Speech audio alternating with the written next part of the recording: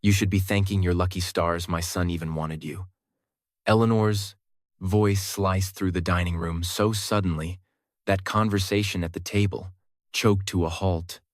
Grace froze, her hand resting on a glass of water. Just a moment ago, the table had been buzzing with chatter.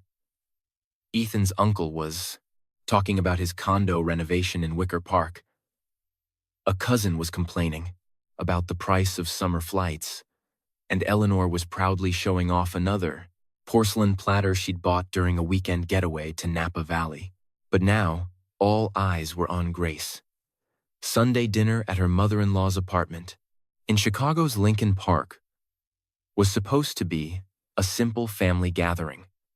At least, that's what Ethan had promised when he convinced his wife to come with him that morning. This story was created especially for the Tales from the Heart channel.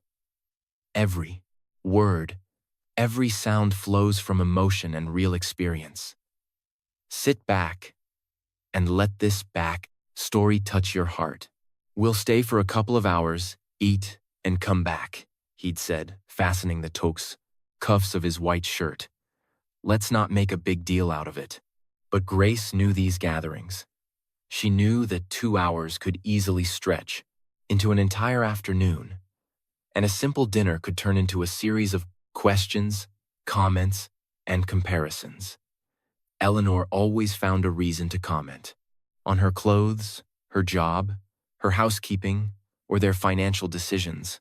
This time, it started innocuously. "That's a nice blouse," her mother-in-law said as Grace walked into the apartment. "A little too modest for a woman your age, though. You should show that you still care sometimes." Grace responded with a smile and handed her a bouquet of bright tulips. "I thought these would match the living room." "Tulips wilt so quickly," Eleanor retorted. "But I'll put them in the kitchen." Ethan pretended not to hear. He took off his coat, greeted his family, and immediately started talking about a new project his construction company had landed.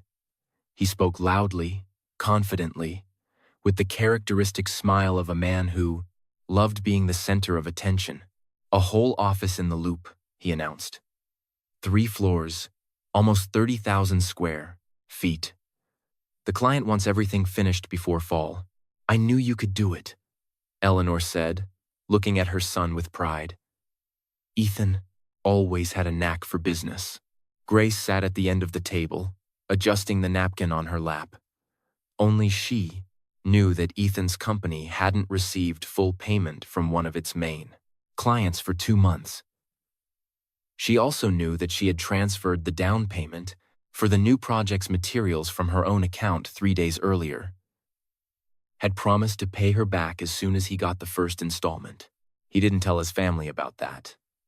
Nor did he mention that he secured some of the orders thanks to discounts at Kramer Building Supplies, owned by Grace's aunt, Joan Kramer. The discounts were so favorable, they allowed him to submit lower bids than his competitors. At the table, however, he presented his business as the result of his own entrepreneurship alone. "You have to have character in business," he continued. "It's not enough to sit behind a desk and shuffle papers." Ethan's cousin looked at Grace. "Are you still working in accounting?" "Yes," Grace replied. "I handle the books for a few small companies." "So, numbers, spreadsheets, and invoices," Eleanor summarized. "A quiet job, without much risk." Grace could have replied that her quiet job had provided a steady income for the past 5 years, covering their bills, mortgage, insurance, and the majority of their household expenses. She could have said that when Ethan's company had a bad month, it was her salary that kept them both afloat. Instead, she reached for the water pitcher. She didn't want to start another argument. From the water pitcher, beginning of their marriage, she believed that not everything needed to be explained in public. She thought financial matters should remain between spouses. She just hadn't foreseen that her discretion would, over time, become a convenient shield for Ethan. The less she said, the more he credited himself with all their success. "And you still have the same apartment?" Ethan's aunt asked. "Still," Ethan answered. Eleanor sighed dramatically. "Such a shame. If you two planned better, you would have had something bigger long ago. Ethan needs space to work. A man with ambition can't live in a two-bedroom his whole life." Grace put down her fork. "The apartment is 1,200 square feet. It's more than enough for us right now." "It might be enough for you," Eleanor shot back. "But my son is growing." Ethan smirked. "Mom just wishes I had a real home office." "You could have one," Grace said, "if you hadn't turned the spare room into a warehouse for samples and tools." A few people at the table chuckled quietly. Ethan glanced at her with a hint of irritation. "At least I'm trying to build something." "I work, too," she reminded him calmly. "No one's saying you don't work," Eleanor interjected. "But let's not compare. Ethan's responsibility, with you sitting at a computer." Grace felt the tension build in her shoulders. It wasn't the first time her flight mother-in-law had belittled her work. Previously, Grace would usually change the subject, telling herself that Eleanor simply didn't understand her profession. But today, it sounded different. Maybe because the previous evening, Grace had spent 3 hours analyzing Ethan's company documents. She had found errors that could have cost him a significant part of his cash flow. She corrected the statements, called the contractor, and arranged a new payment deadline. Ethan had thanked her with a single sentence. Then in the morning, told his family he had resolved a difficult situation himself. "I'm not comparing our jobs," Grace said. "I'm just reminding you that we both contribute to this household." Ethan leaned back in his chair. "Grace, why are you starting a conversation about money in front of everyone?" "I didn't start it. But you always have to have the last word," he sighed. "Can't you just sit quietly and enjoy dinner?" Eleanor nodded, as if she had just heard confirmation of something she'd known all along. "Ethan is right. You're too sensitive." Grace looked at her husband. She waited for him to say that his mother was exaggerating, that Grace had the right to defend her work, that he shouldn't speak to her that way. But Ethan just focused on cutting his roast beef. "Maybe we should change the subject?" he muttered. Eleanor had no intention of changing the subject. "I'm just trying to help you, too," she said. "Ethan has always been ambitious. He's known what he wanted since high school. And you, Grace? Well, you were always so withdrawn." "Quiet," Grace corrected her. "Quiet, withdrawn, not very assertive. Call it what you will. I remember when you first met. You sat at the table and barely said a word. It was my first time in your home. Other women know how to make a good impression." Ethan snorted with laughter. "Mom means you weren't the life of the party back then." "I never was," Grace replied. "And I never pretended to be." "Exactly," Eleanor said. "That's why you should appreciate that Ethan saw something more in you." Grace raised her eyes. "What exactly should I appreciate?" The table grew quiet again. Eleanor straightened her back. "The fact that he gave you stability, a family, a position. Thanks to him, you're not some anonymous accountant in a rented apartment." For a moment, Grace wasn't sure she had heard correctly. "When I met Ethan, I had my own condo," she reminded her. "And I still have it." "A small condo you inherited from your grandmother," Eleanor replied. "Let's not pretend it's a fortune." "I'm not." "Then don't act like you achieved everything on your own." Grace pushed her plate away. "I never said that. But I won't let myself be portrayed as someone Ethan rescued." Ethan rolled his eyes. You're overreacting again. Really? She asked. For the last hour, I've been listening to how my job doesn't matter, that I dress poorly, plan badly, and should be grateful for my tuition, marriage. Because you should be, Eleanor blurted out, her voice striking the dining room walls. You should be thanking your lucky stars my son even wanted you. Women, like you shouldn't be making demands. No one spoke. Grace looked at her mother-in-law calmly, though she could feel her heart pounding. It wasn't out of shame. This time, it was something else. It was as if for years she had been pushing an invisible boundary, yielding step by step, until she suddenly realized there was nowhere left to retreat. She looked at Ethan. Are you going to say something? Ethan wiped his mouth with a napkin. Mom got upset. Don't make a drama out of it. That single sentence hurt, more than Eleanor's words. Not because Grace expected a grand declaration. She just wanted her husband to stand by her side once, just once. Instead, he told her to be quiet for the sake of peace. Grace slowly stood up from the table. Thank you for dinner. Where are you going? Ethan asked. Home. Sit down, Eleanor commanded. You don't just leave the table because you've heard a few honest words. Grace reached for her purse, which was hanging on the back of the chair. At that very moment, her phone rang. Everyone looked in her direction. An unknown Chicago landline number was on the screen. For a moment, Grace wanted to decline the call, but she thought it might be someone from work. She answered, Hello? Good morning. Am I speaking with Mrs. Grace Anderson? A calm male voice asked. Yes, my name is David Chen.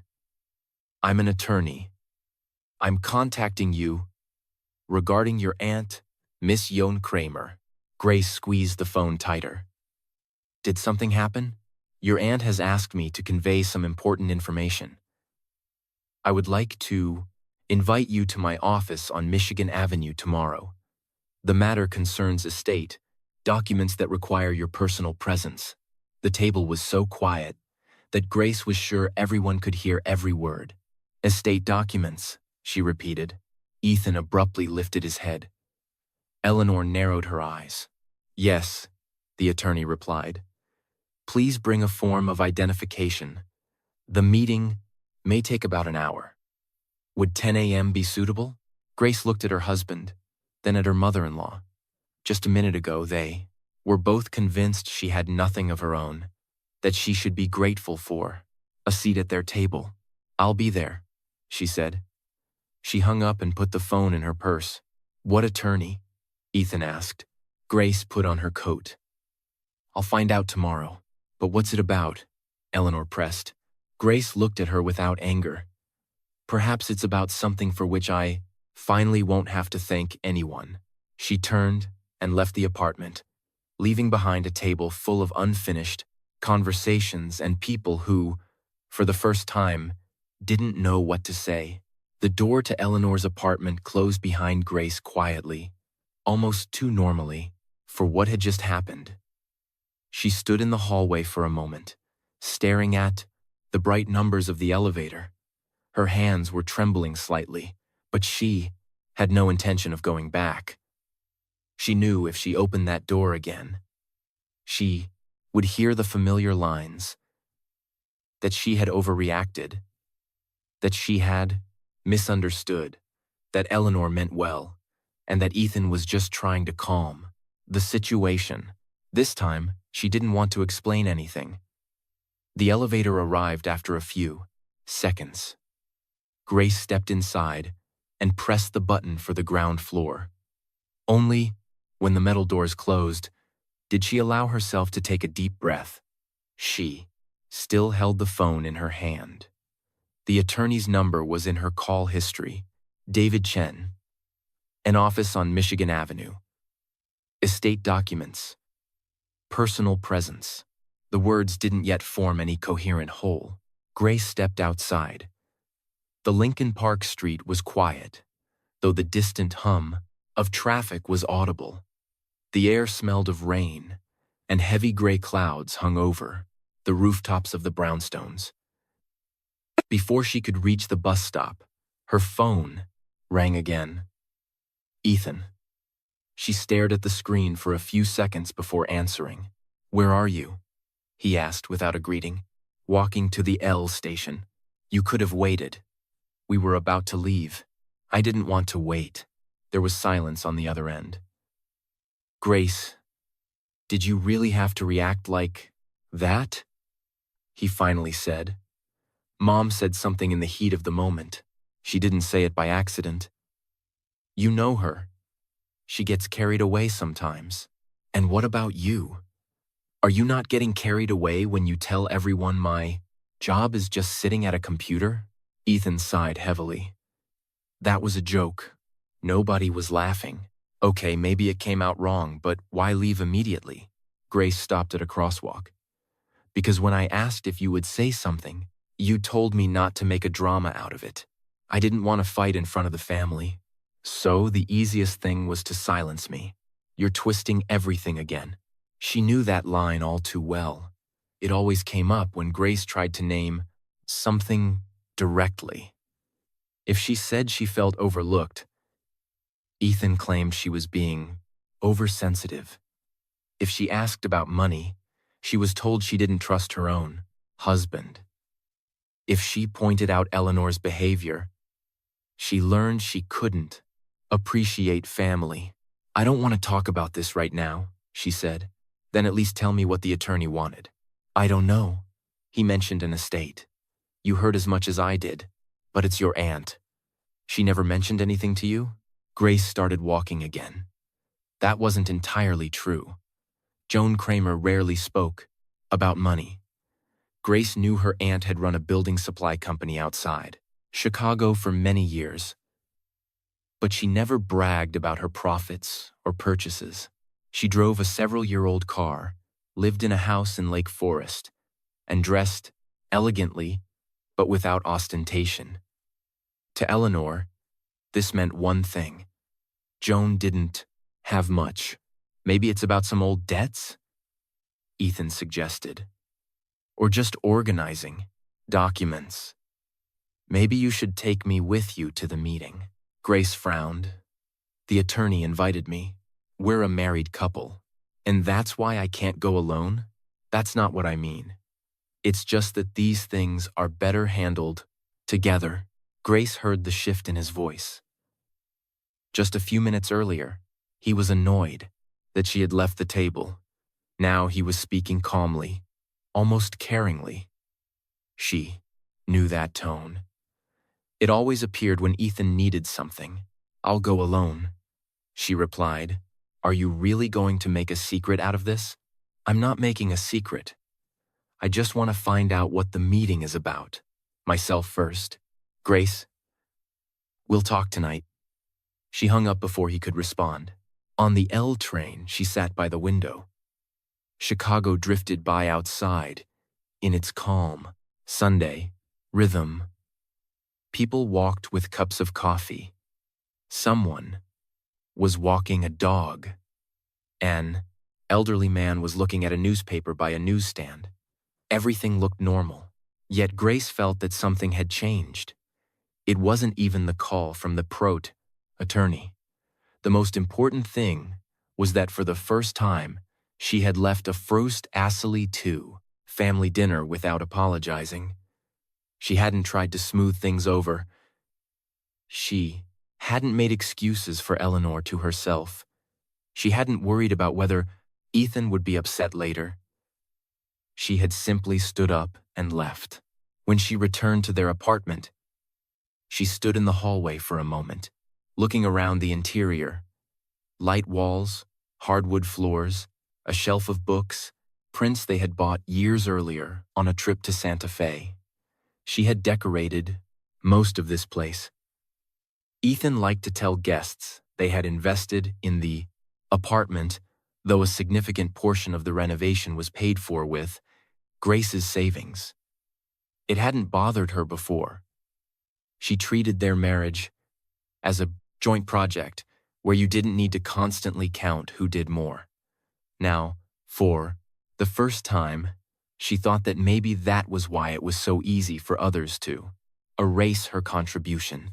In the kitchen, she poured herself a glass of water and sat at the table. She remembered her Aunt Joan. The last time they had seen each other was 3 months earlier. In a small cafe in Lake Forest, Joan had invited her for no particular reason. They talked about work, housing prices, and the changes in Chicago. At one point, her aunt asked, "Are you happy?" Grace had replied automatically. Of course. Joan didn't comment. She just looked at her intently, as if she knew it was a rehearsed answer. Later, she asked about Ethan's company. Is he still using our trade terms? Yes. It helps him a lot. And does he remember who he got them through? Grace had smiled then. Aunt Joan. That doesn't matter. Joan sighed. It always matters, Gracie. Especially when someone starts to believe that someone else's help was their own achievement. At that moment, Grace thought her aunt was exaggerating. Now, those words came back with surprising clarity. Around 6 p.m., Ethan came home. He walked into the kitchen with the expression of a man who had already prepared a whole speech. "Mom is upset," he began. Grace looked up from her laptop. "I was upset too. She didn't mean to offend you. She said I should be grateful because you wanted me. You know what she meant." "Actually, I don't." "Explain it to me." Ethan took off his blazer and laid it on a chair. "Mom thinks that thanks to me, your life has become more stable." Grace closed her laptop. "When we met, I had a condo, a job, and savings. You had a one-man company, 2 overdue projects, and a car loan. Are we really going to dig up the past now?" "No, I'm stating the facts." Ethan sat down opposite her. "Fine. I'll tell Mom to apologize to you." "I don't want an apology forced by you." "Then what do you want?" For a moment, Grace searched for the right words. "I want you to stop pretending that we owe everything solely to you." Ethan leaned back in his chair. "I never said that. You say it every time you talk about the company and leave out who paid the force by dock bills during the slower months. You say it when you let your mother call my job, sitting at a computer. You say it when you present our apartment as the result of your success. So this is about money? No. It's about respect." Ethan was silent for a moment. "All right," he finally said. "We'll talk about this later. Now tell me about the attorney." Grace almost smiled. Even in a moment that was supposed to be about their relationship, he managed to return to what interested him most. "I have nothing more to say. What time is your meeting?" "At 0. I can drive you. I'll go by myself." "Why are you being so stubborn?" "Because I want to." Ethan tightened his lips. "I hope you won't make any decisions without consulting me." "What kind of decision?" "I don't know. If it's about an estate, there might be documents to sign." "I'm a CPA, Ethan. I can read a document." "You don't have to be so defensive." Grace stood up from the table. "I'm not being defensive. I'm setting a boundary." That evening, they barely spoke. Ethan sat in the living room for a long time, with his phone, exchanging messages with his mother. Grace prepared her clothes. For the next day, a light-colored blouse, black slacks, and a simple coat. In the morning, she woke up before her alarm. David Chen's law firm was on the 2nd floor of a restored historic building, Michigan Avenue. Tall windows overlooked the street, and the hallway smelled of polished wood and fresh coffee. A receptionist asked Grace to wait a moment. After a few minutes, The office door opened. "Mrs. Grace Anderson?" an elegant man asked. "Yes, David Chen. Please, come in." The office was spacious but without unnecessary extravagance. On the desk lay a few neatly arranged documents and a cream-colored envelope with Grace's name on it. The attorney gestured for her to sit.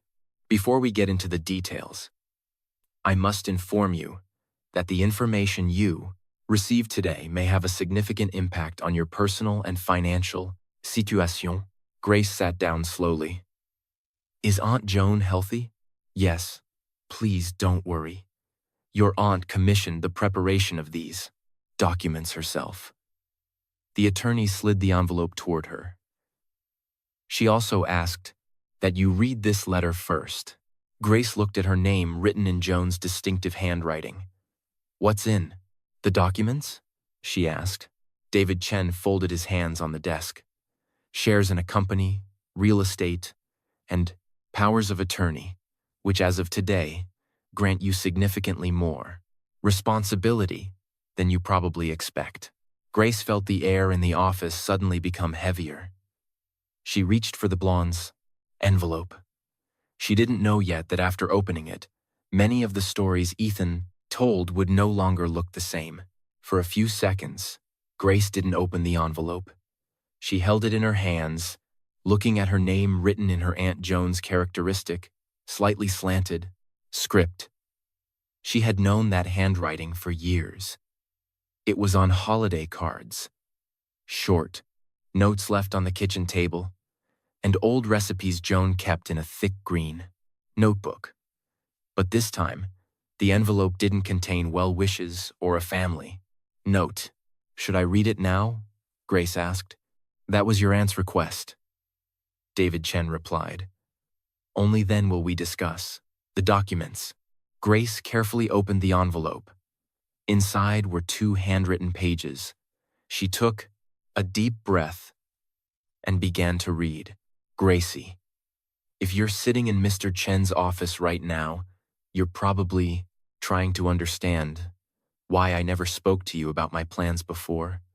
I did it on the Jesus purpose.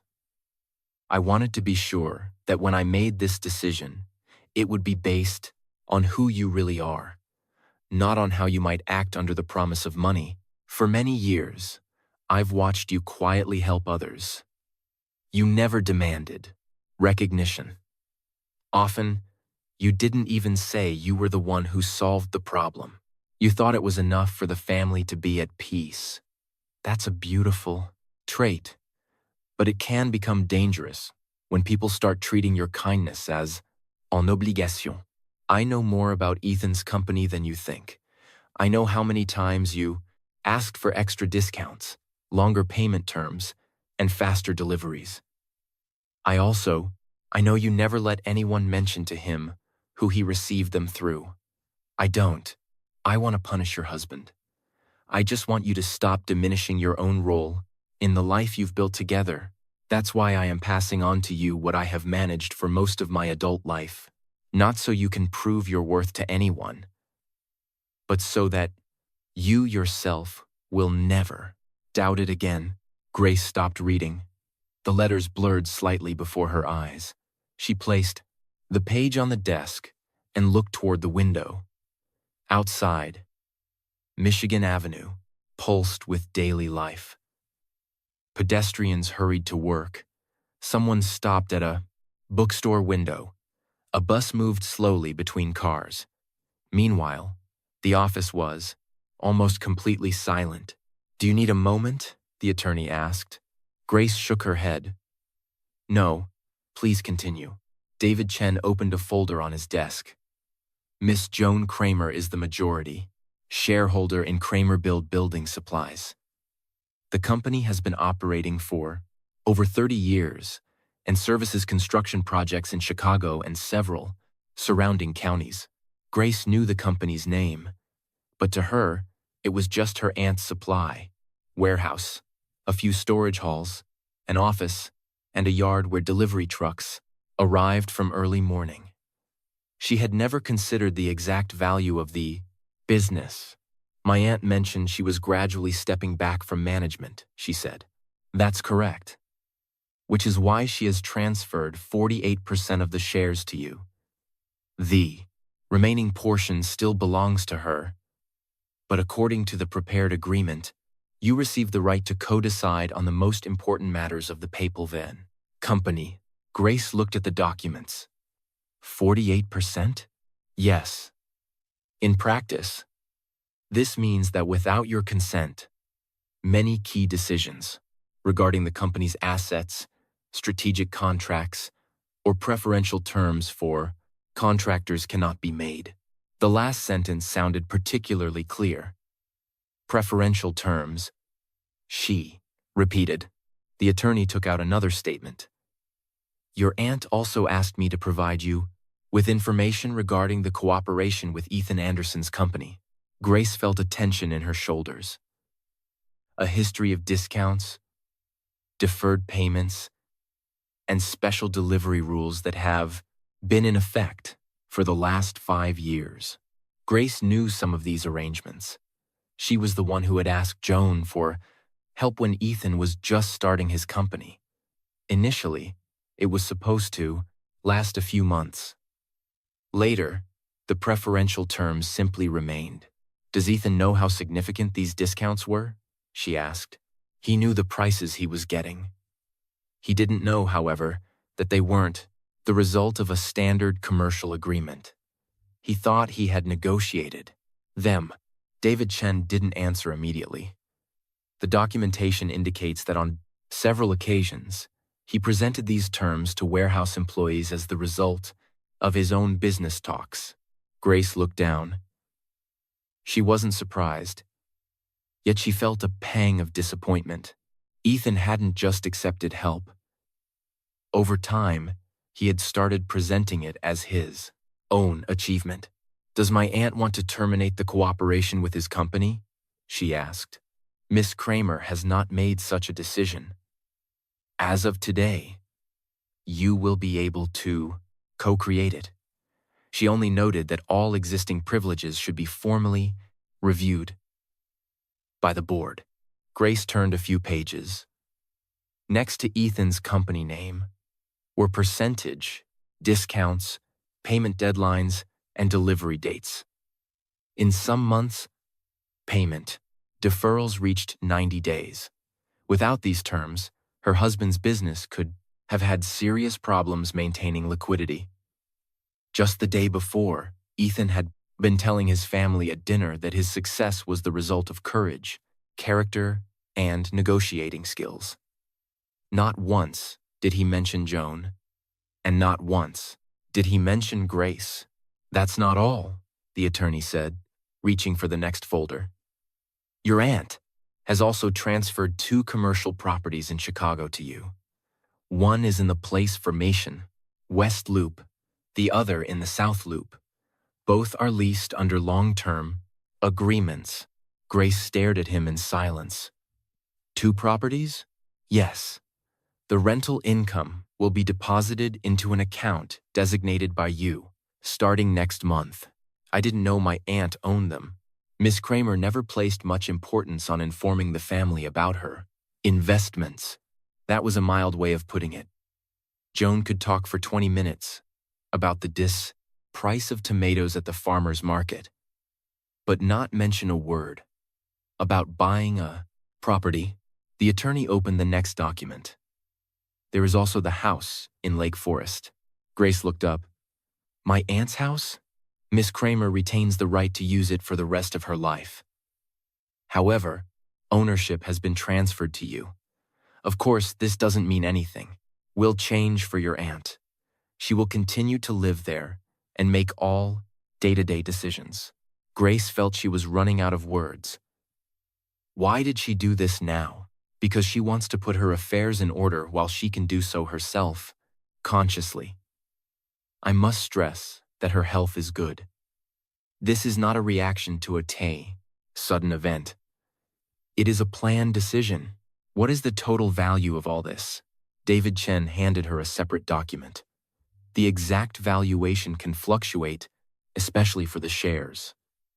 But as of today, We are talking about an estate worth several $1,000,000. Grace read the amount twice, not because she didn't understand the numbers. She worked with them every day. She understood them all too well. She just couldn't connect that value with her own name. Just yesterday, Eleanor had portrayed her to the family as a woman without standing, whom Ethan had done a favor by choosing her as his wife. Today, Grace was sitting in front of a document confirming she had become a co-owner of a company, properties, and a house whose value surpassed everything Ethan had accumulated over the years. She didn't feel triumphant.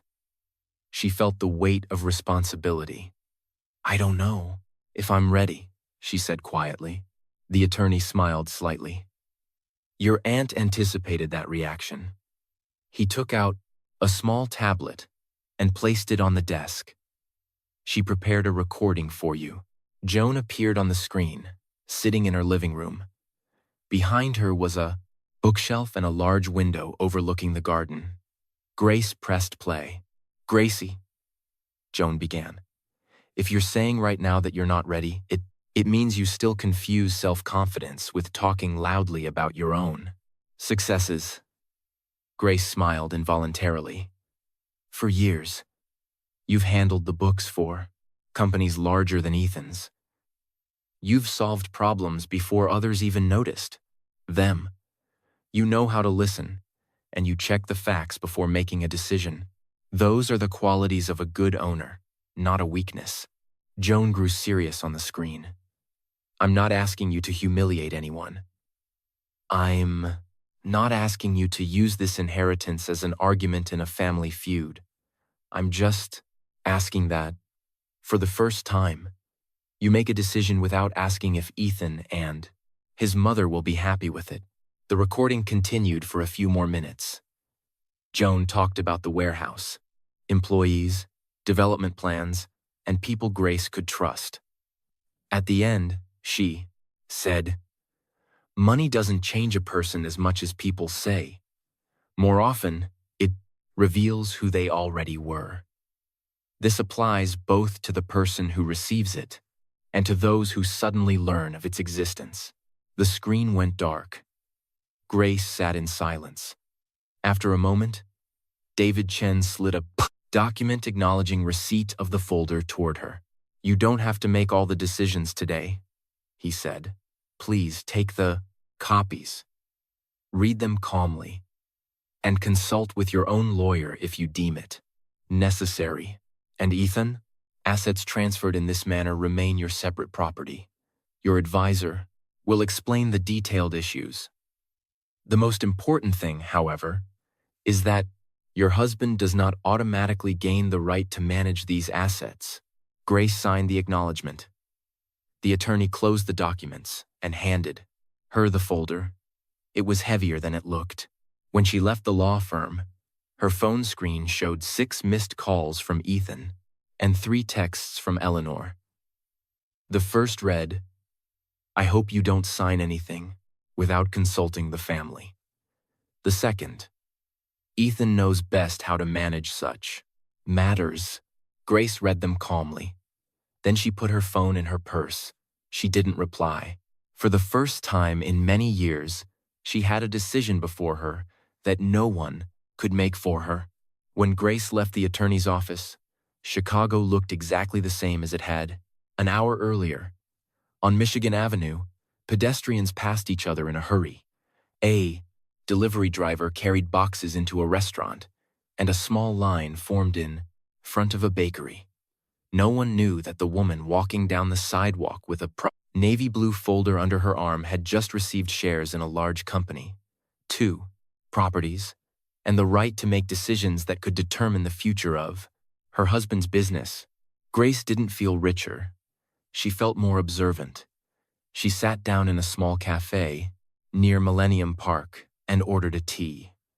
She placed the folder on the chair next to her, as if afraid that leaving it on the table would immediately draw everyone's attention. The phone vibrated again. "Ethan." This time, she answered. "Where are you?" he asked. Downtown. Is the meeting over? Yes. And? Grace looked out the window. And I have a lot of documents to read. What kind of documents? Regarding my aunt's company, properties, and powers of attorney. There was silence on the other end. What properties? Ethan asked, much more calmly. 2 commercial properties, and the house in Lake Forest. You're saying Joan signed the house over to you? Among other things. Ethan cleared his throat. That's fantastic news. Just a day before, he had spoken of Joan as an elderly woman with some old furniture and an average plot of land. Now, there was no trace of disrespect in his voice. We have to celebrate, he added. Maybe I'll book a table for tonight. I don't feel like going out today. Grace, this is a big day. That's exactly why I want to think it over calmly. I understand. Well, come home. We'll go over the documents together. Grace ran her finger along the edge of her cup. I'll read them myself first. Why? Because they concern me. We're a married couple. Yes, but that doesn't mean I have to make every decision in your presence. Ethan sighed. I'm not saying you have to. I just have experience in business. Grace thought of the documents showing how much of his business experience was made possible by Joan's discounts, her deferred payments, and Grace's own help. I appreciate the offer, she replied. For now, I can handle it myself. She hung up before the conversation could turn into another attempt at persuasion. She returned to the apartment in the afternoon. Ethan was already waiting for her. On the kitchen table stood a bottle of sparkling wine, 2 glasses, and a box with a cake from a bakery. Next to it was a bouquet of white roses. Grace stopped at the threshold. What is all this? A little surprise, Ethan said. I thought we could start over. He approached her and reached for the folder. Grace instinctively held it tighter. I'll put it away myself. Ethan withdrew his hand. Sure. I was just trying to help. Grace took the documents to the home office and locked them in the bottom drawer of the desk. When she returned to the kitchen, Ethan was pouring drinks into the glasses. To you, he said, and to your aunt. I always knew Joan was a sensible woman. Grace looked at him intently. Yesterday, you said she might leave me some old furniture. That was a joke. Lately, a lot of things turn out to be a joke. Ethan set the bottle down. Okay. I admit, I didn't know what her situation was. You didn't know either. That's true. So there's no point in going back to yesterday's dinner. Grace sat at the table. On the contrary, yesterday's dinner has a lot to do with this. Ethan took the seat opposite her. Mom already regrets her words. She didn't. I tell you that exactly. But I know her, so she didn't apologize. She needs time. Grace almost smiled. Eleanor needed time to apologize for publicly humiliating her daughter-in-law, but only a few minutes to send a message with advice on who should manage her assets. Ethan's phone rang. He glanced at the screen and immediately grew serious. I have to take this. He stood up and went into the living room. He spoke quietly, but the apartment was small enough that Grace heard snippets of the conversation. What do you mean, on hold? A moment of silence. But we have standing terms. Another pause. An audit of what? Grace looked up. Ethan returned to the kitchen a few minutes later, his face tense. That was Kramer Build. What about? They've put our preferential orders on hold. Grace didn't respond. Apparently, the board is reviewing all non-standard agreements, he continued.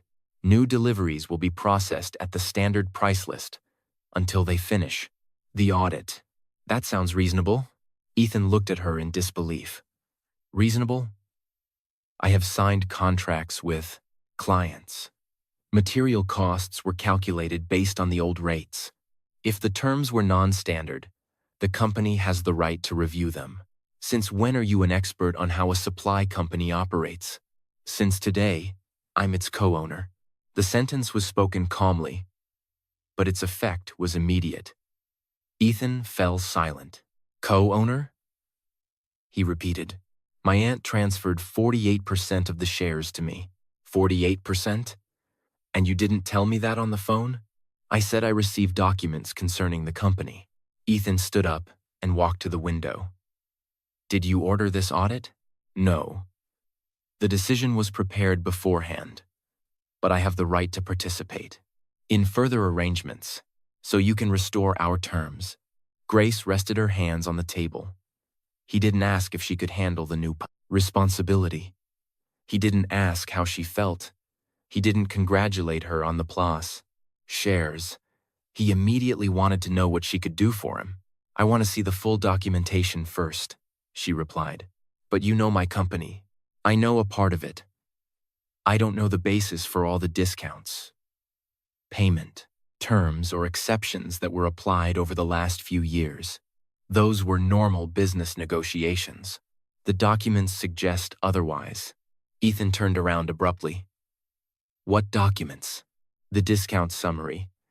You received some of them at my aunt's request, some at mine. So what? We're family. That's exactly why we need to check if the company wasn't incurring costs, just to save your cash flow. Save me? Ethan bristled. My company is doing just fine. If it's doing fine, it should be able to survive on fair market terms. Ethan clenched his jaw. You're talking like someone who wants to punish me. I don't want to punish you, then restore the discounts. I won't make that decision without an analysis. I'm your husband, and Kramer Build isn't our personal bank account. For a few seconds, they stared at each other in silence. Ethan broke eye contact. First, do you know what will happen if I have to buy materials at standard prices? He asked more quietly. I'll lose my margin on several contracts. So for years, you've been building your bids on privileges that could be revoked at any time. I was building my company on terms that other contractors didn't have. Ethan paced the kitchen. Okay, let's talk calmly. Tell me what you expect. Grace frowned. I'm not negotiating with you. You must want something. An apology, recognition for me to stand up in front of the family and say how many times you helped me. Do you think respect can be settled with one speech at the dinner table? I'm trying to find a solution. The solution is honesty. Ethan sat down again. Fine. Maybe I didn't talk about your contribution often. Enough. I could have thanked you more. But now, we have a chance to work together. Your shares, my experience, the company's contacts. Grace held up a hand. Don't make plans for me, but it's logical. What's logical to you is that I receive assets, and you immediately start managing them. I didn't say that. You said exactly that, just in different words. At that moment, the doorbell rang.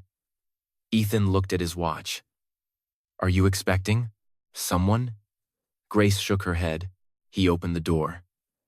In the hallway stood Eleanor, with an elegant handbag and a cake box in her hands. She was smiling as warmly, as if not a single unpleasant word had been spoken the day before. I thought I'd stop by, she announced. After all, we have something to celebrate. She walked into the kitchen and gave Grace a brief hug. My dear, Ethan told me everything. So many responsibilities have fallen on you in one day. Luckily, you have a man by your side who knows business. Grace looked at her husband. Ethan pretended to be adjusting the glasses. I don't need anyone to take over my responsibilities, she said. Eleanor laughed nervously. Of course not. It's just about help. A family should stick together. Yesterday, you said I should be grateful because your son wanted me. Eleanor's smile faded. Oh, Grace, let's not go back to words spoken in the heat of the moment. It's interesting how quickly emotions fade when properties and shares appear. You misunderstood me. I understood perfectly. Eleanor placed the box on the counter. Are you going to destroy your own husband's company over one unfortunate sentence? The audit has nothing to do with your words. The company is reviewing its agreements and family privileges. They're not privileges, Ethan interjected. They're trade terms. Grace's phone rang. The name of Kramer Build's CFO appeared on the screen.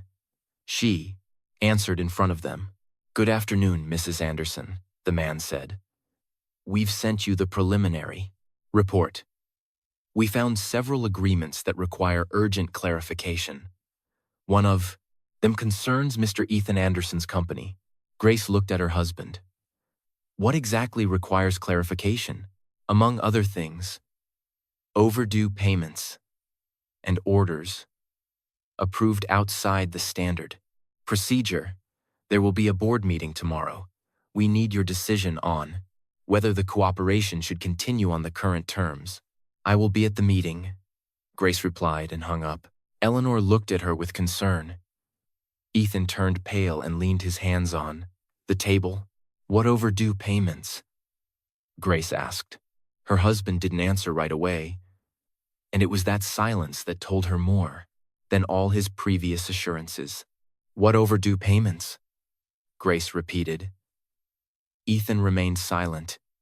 Eleanor looked at her son with clear tension, as if hoping he would smile any moment and explain it was all a simple misunderstanding, but he pushed his chair back and walked into the living room.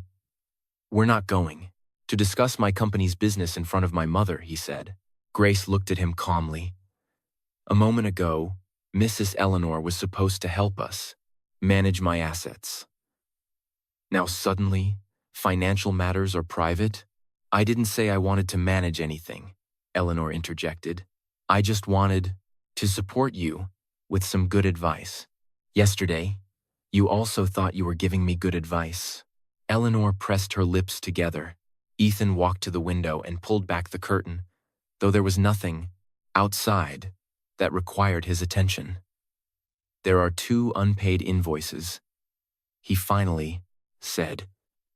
That's all. For what amount? I don't remember exactly. Grace picked up her phone and opened the email from the CFO. The attached summary showed specific numbers. $50,000, she read aloud. One invoice is 74 days past due. The second is 49 days past due. Eleanor shot a sharp look at her son. Ethan, you said the company was having a great year. It is having a great year. The delays are because my own clients haven't paid to me on time.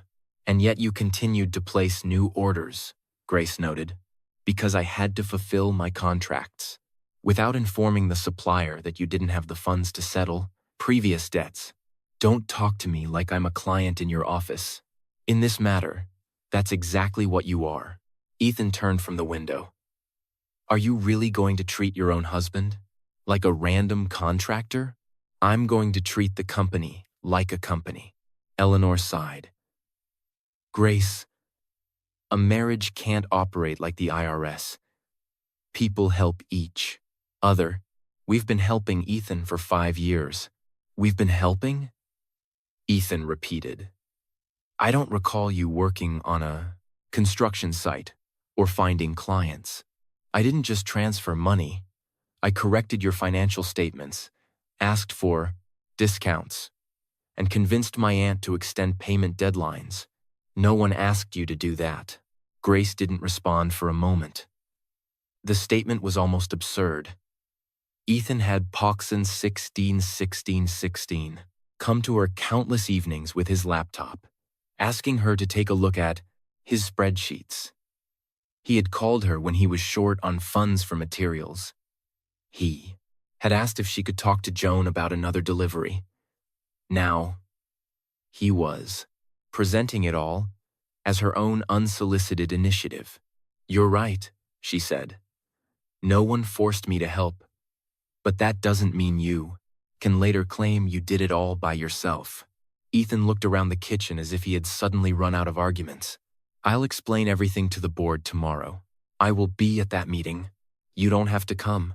I'm a co-owner, and that's exactly why you shouldn't mix marital issues with business. Grace closed the report on her phone.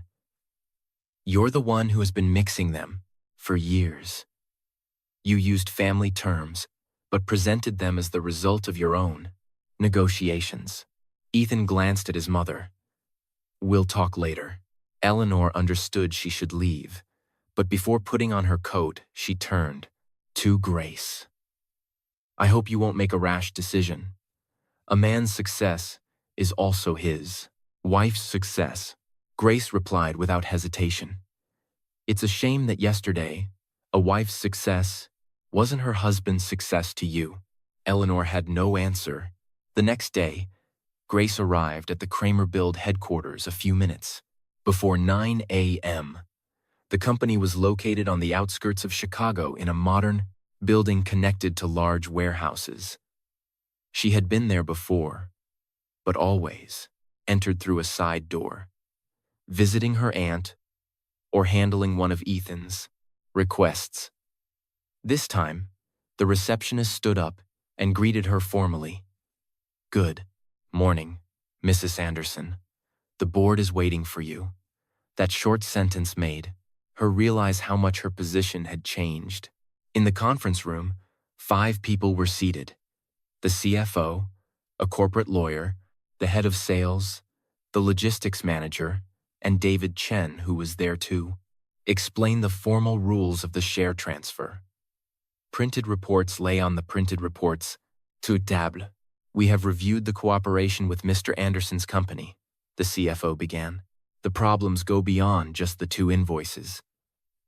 It turns out that Mr. Anderson repeatedly placed orders despite exceeding his credit limit. The goods were released based on verbal instructions from Joan, or because Grace personally assured us the debts would be settled. Under normal circumstances, the contractor's account would have been blocked months ago, the head of sales said. Why wasn't it? Grace asked, though she knew the answer. Because of your aunt, and because of you. The logistics manager slid another sheet of paper toward her. Mr. Anderson's company also benefited from priority deliveries. In several cases, we postponed other clients' orders so that materials could go to him first. Grace looked at the dates. She remembered some of those situations. Ethan would call her, agitated, saying that if he didn't get the materials by morning, he'd lose the job. Grace would then contact Joan, and her aunt would help.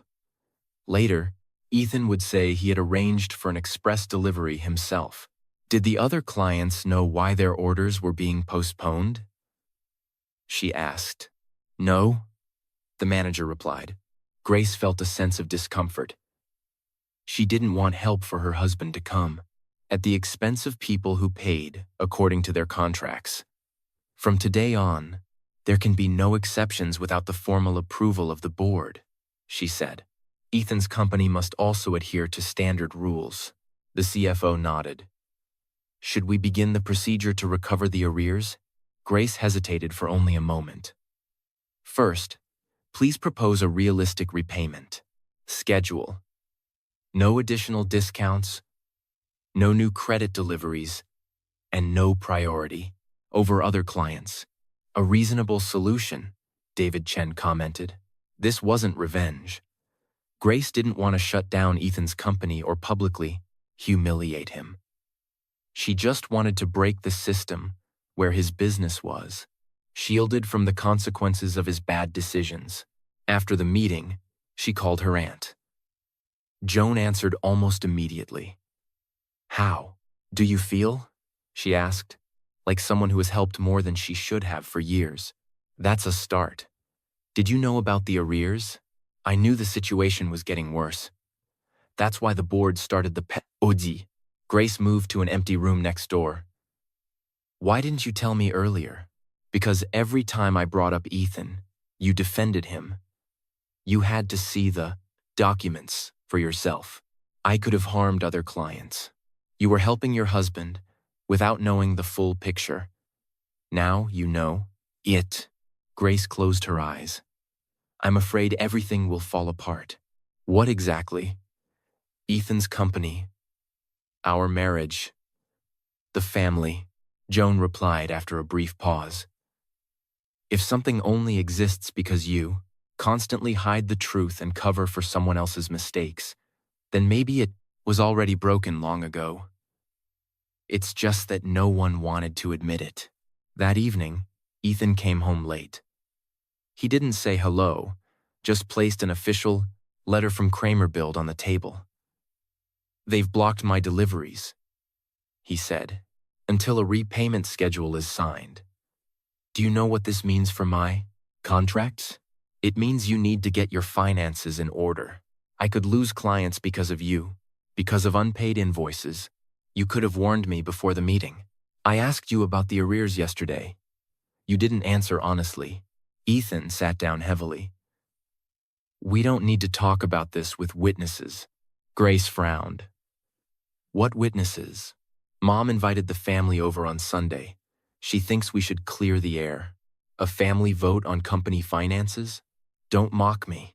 Everyone sees you've been acting differently since the meeting with the attorney. I'm acting differently because I know the facts. Mom thinks the money has gone to your head. Grace looked at him for a long time. Fine, I'll come. Ethan was visibly surprised. Really? Yes. But I'm also inviting Mr. Chen. Why a lawyer at a family dinner? Since everyone is going to be discussing my assets and your company, it would be good to have someone explain what is a fact and what is just another convenient story. On Sunday, almost the same number of people gathered at Eleanor's apartment as the week before. But this time, there was no casual conversation. Relatives sat at the table and waited. Eleanor began with a prepared speech. We've gathered because a family cannot let money divide it. Grace has received a significant inheritance, and instead of supporting her husband, she has started creating obstacles for him. Ethan looked down but didn't deny it. The company is at risk, Eleanor continued. And yet, everything a wife has should serve the marriage. My company is not at risk because of me, Grace said. It's at risk because of arrears that Ethan didn't talk about. Every company has temporary problems, Eleanor retorted. Ethan needs support, not scrutiny. He received support for 5 years. My son built his position himself. At that moment, the intercom buzzed. Eleanor paused and looked questioningly at Grace. A few minutes later, David Chen entered the dining room. He carried a bog black briefcase and several labeled folders. Good afternoon, he said. Mrs. Anderson asked me to present the documents regarding her shares and the terms of cooperation with Mr. Anderson's company. Ethan straightened up. This is a private family meeting. The attorney took the indicated seat. I understand. However, since claims are being made here concerning property rights and commercial agreements, it is worthwhile to base the conversation on documents. He opened the first folder. Let's start with the most important information. For 5 years, Mr. Ethan Anderson's company benefited from discounts, deferred payments, and priority deliveries granted thanks to the personal decisions of Miss Joan Kramer and the Cloders. Requests of Mrs. Grace Anderson. Silence fell over the table. The attorney took out another summary. The total value of these granted benefits is significantly higher than what might be inferred from public stories about Mr. Anderson's self-made success. The relatives began to look at him with disbelief. Grace felt no satisfaction. She only felt that after many years, the truth had finally taken a seat at this table that no one could take away from it. David Chen didn't raise his voice. He didn't have to. Each new page he took from his folder stripped away, another fragment of the story Ethan had built for years. At the family dinner table, he slid a document toward the center of the table. The total value of these accommodations amounted to over $100,000. A quiet murmur went through the dining room. Ethan's cousin put down his glass. The aunt sitting by the window adjusted her glasses and looked at the numbers as if to make sure she had read them correctly. Eleanor sat up straight. "But discounts are normal in business," she said. "Every entrepreneur negotiates." "Of course," Mr. Chen replied. "However, in this case, some of the terms were not negotiated by Mr. Anderson. They were granted on the personal instruction of Miss Joan Kramer, and at the request of Mrs. Grace Anderson." Ethan shifted in his chair. "I don't deny that Grace helped sometimes." Grace looked at him. "Sometimes. One word to reduce 5 years of phone calls, transfers, analyses, and conversations to a few minor favors." The attorney took out the next summary. "Mrs. Anderson contacted the company's finance department over a dozen times regarding payment deferrals. In 7 cases, she personally assured that the debts would be settled.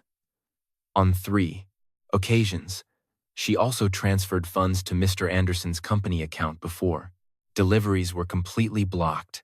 Everyone looked at Grace. Eleanor looked as if she were seeing her daughter-in-law, for the first time, not as the silent woman at the end of the table, but as the person who had for years propped up what her son presented as his own creation. "Why did you never say anything about this?" one of the cousins asked. Grace folded her hands in her lap. "Because I believed that marriage wasn't a competition for who deserves more credit. I helped Ethan because I wanted his company to grow, and it did grow." Ethan interjected. "Yes," Grace replied. "But not just because of you." Ethan clenched his jaw. "I don't understand why you're making me out to be a fraud. I worked on that company from morning till night. No one is questioning that," Grace said.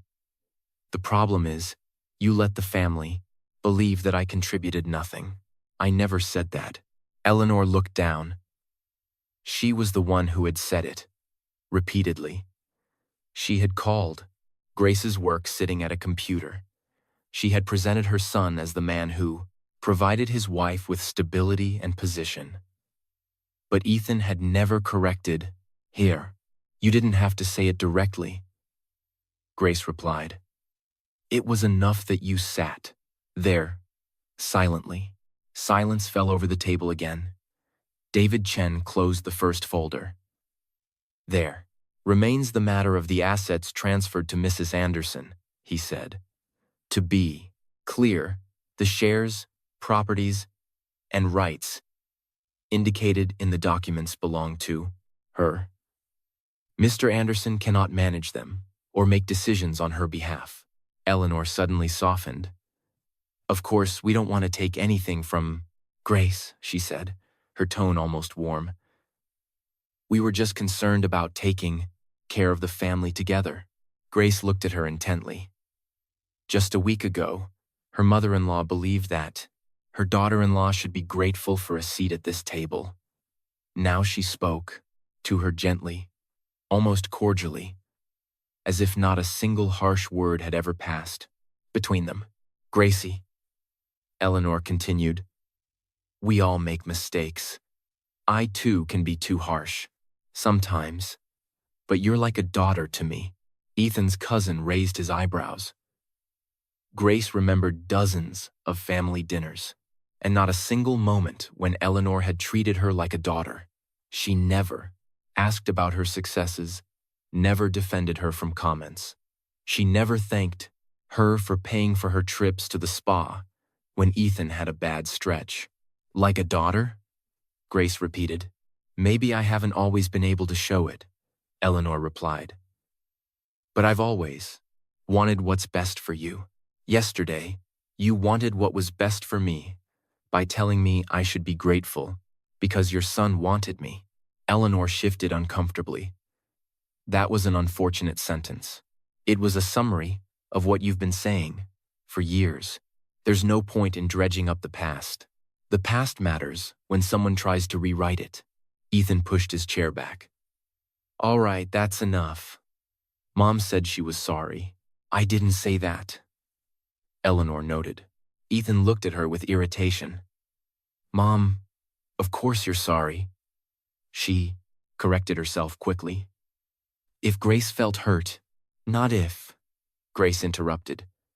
I felt humiliated in front of the entire family. Eleanor fell silent. Grace reached into her purse and took out her own folder.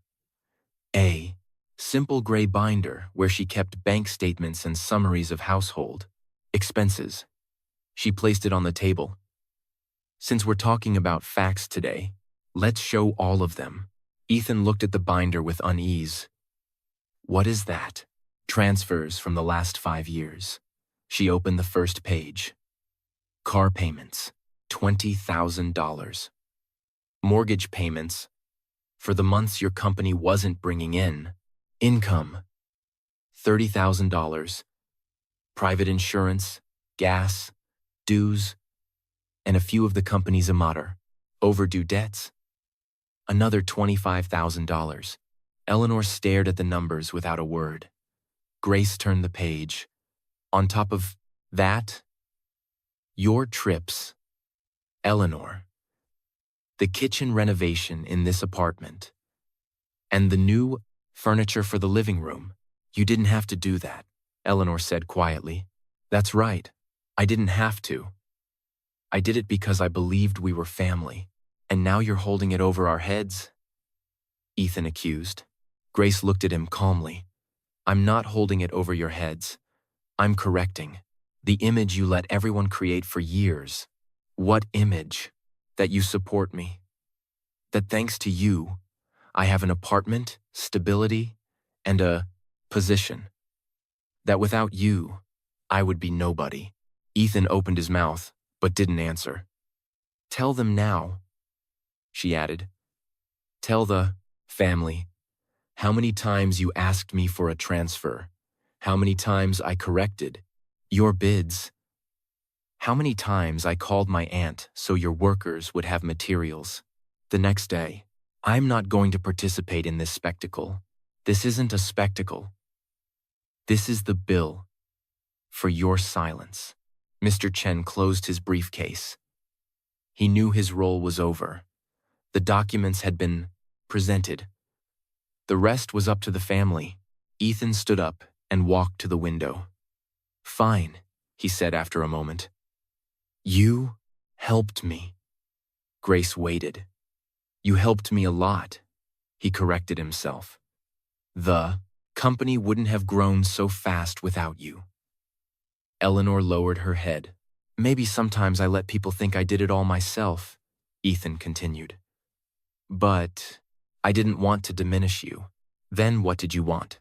Ethan didn't answer for a long time. I wanted the family to be proud of me. It was the first honest sentence he had spoken since the meeting began. Grace felt a pang of sadness. She understood the need for recognition. She just didn't understand why Ethan built his own self-worth by taking it from hers. You could have been proud of yourself without pretending I wasn't there beside you, she said. I can fix this. How? I'll tell everyone the truth. I'll sort out the invoices, sign the repayment, schedule. I'll consult with you on company decisions. Grace shook her head. I don't want to manage your company. I want you to finally start managing it yourself. Then what do you expect from me? Today? Nothing. Ethan turned around sharply. What does that mean? Grace closed her binder. I'm moving into the house in Lake Forest for a while. My aunt is staying in her part of the house, and I'll take the office and the rooms upstairs. You're moving out? I need space. Over one argument? Not over one argument. Over years of choosing silence, which you took as consent. Eleanor's head shot up. Grace, you can't just leave your husband. I can decide where I live. What will people say? Grace looked at her without anger.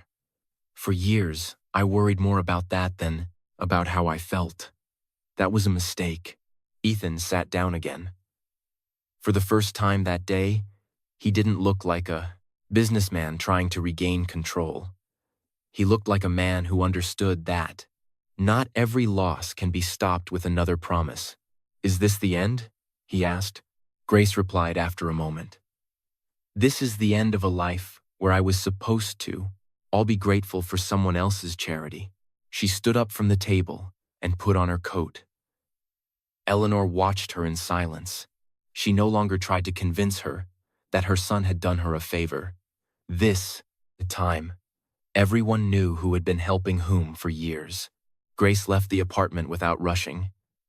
In her purse, she had the keys to the Plaza Blythe house in Lake Forest, and one sentence from her Aunt Joan in her mind. You don't have to humiliate anyone. You just have to stop letting others diminish you.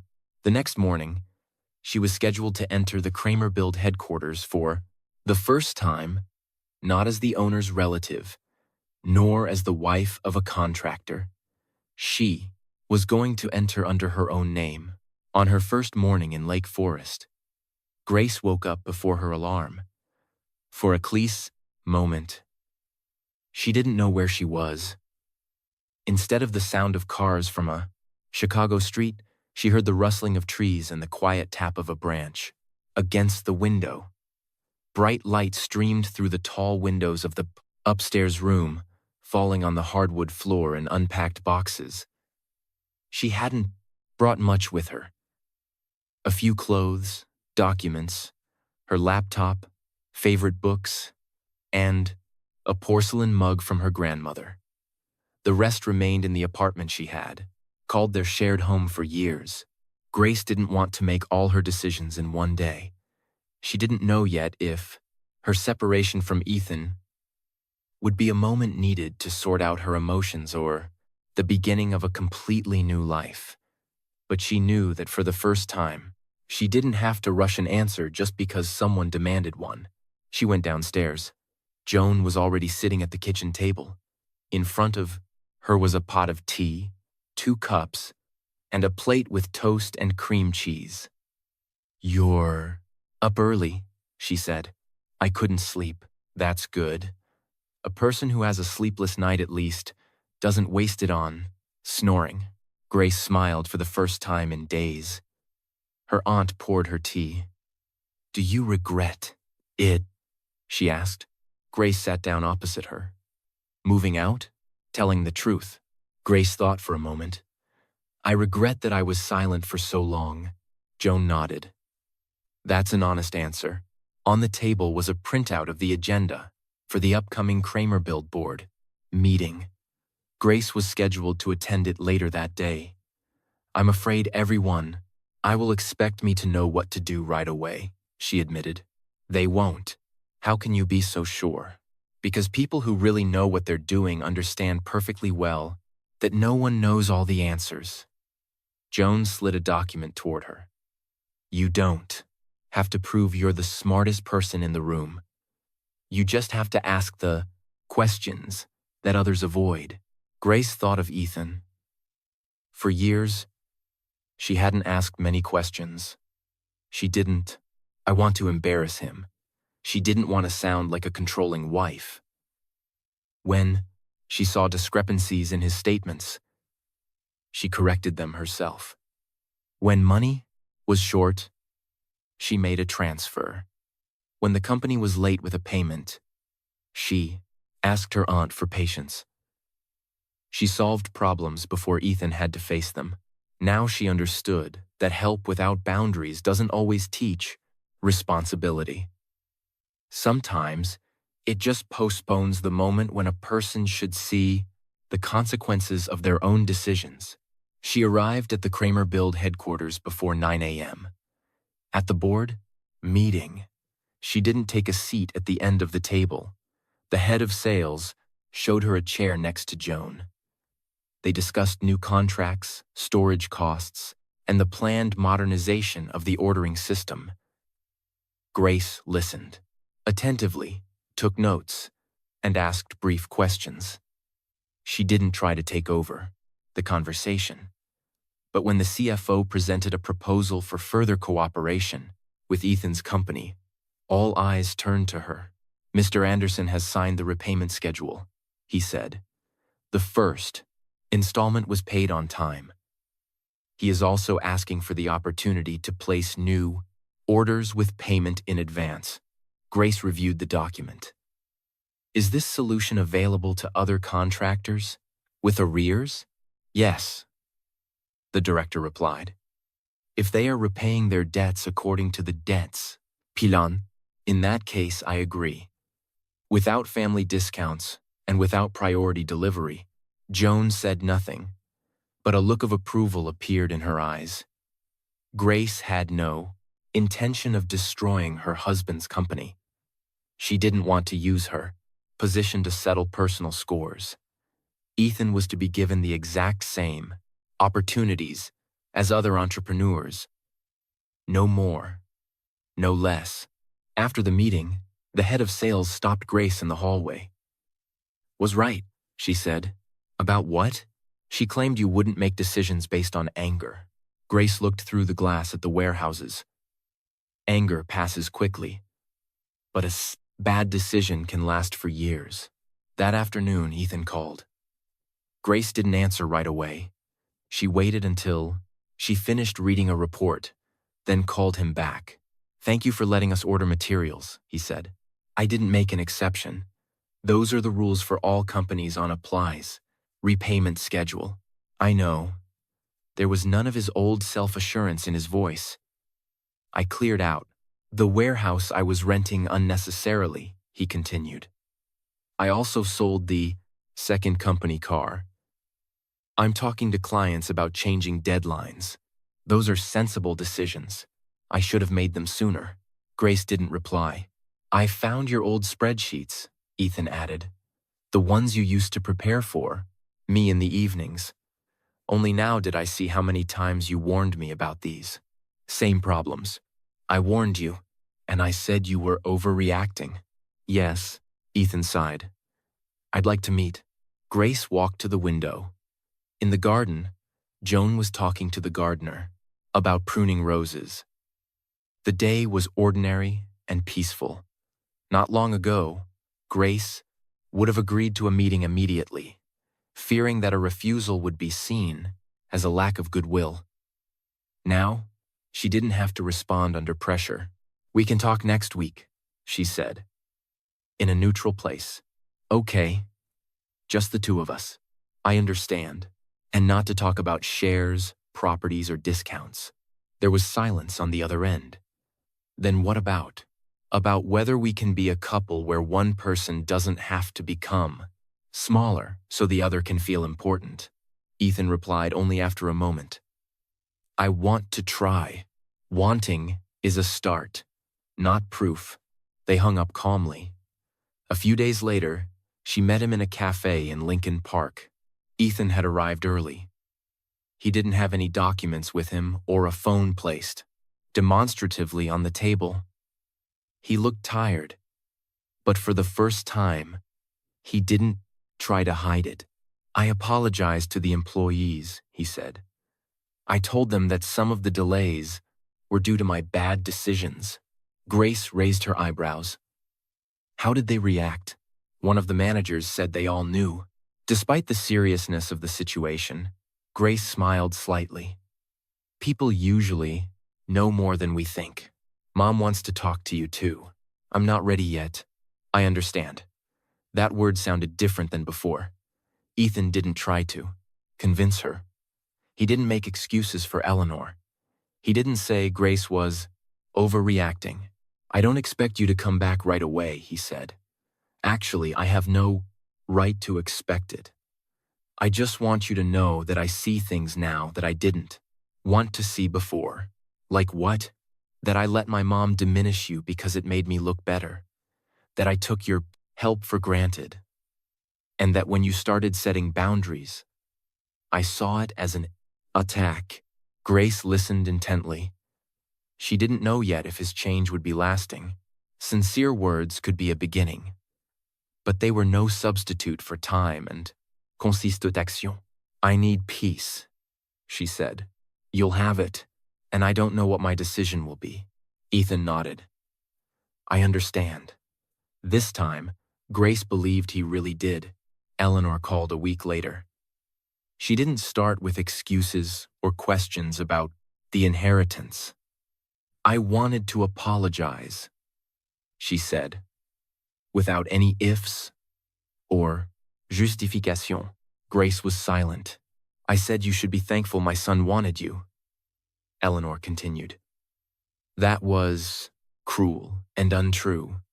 For years, I only saw what I wanted to see. I was proud of Ethan, and I wasn't interested in the price you were paying to maintain his success. Why are you telling me this now? Because I saw the bank statements. But not just because of that. I realized that if you hadn't inherited anything, I would probably still consider my behavior normal. And that says more about me than I'd like to admit. Grace sat at her desk. I don't need you to admire me now. I know, and I don't want you to treat me better because I have shares. I understand. It's enough that you never again tell any woman she should be grateful that someone chose her. Eleanor replied quietly. Never again. Grace didn't forget her words. She didn't pretend that one conversation had repaired years of disrespect. But she accepted the apology as a first, honest step. Months passed. Kramerbild developed steadily. Grace introduced transparent rules for granting discounts and a system that prevented any contractor from receiving priority solely due to connections. Ethan's company survived. It was smaller than before, but it operated on a healthier basis. He gave up several blank H's planks, unprofitable jobs, settled most of his debts, and for the first time, started building his bids based on real costs. Grace didn't move back into the apartment right away. She met with Ethan regularly. They talked without Eleanor's mediation and without grand declarations. Not everything could be fixed, but for the first time, they were both telling the truth, even when it was uncomfortable. One autumn morning, Grace was sitting in the bright office of the house in Lake Forest. On the desk lay a closed folder. Next to it was a cup of tea and a framed letter from Joan. Outside, the garden was covered in golden leaves. Grace signed the last document and pushed it aside. She no longer thought of herself as a woman who had been chosen or who had been graciously given a place in a place. Family. She was a person who had spent years helping others grow while forgetting her own voice. Now, she had reclaimed that voice. Not because of money, not because of shares, not because of a call from an attorney. The call had only opened a door. It was Grace who decided to walk through it. For years, Grace supported her husband financially, professionally, and in their family life.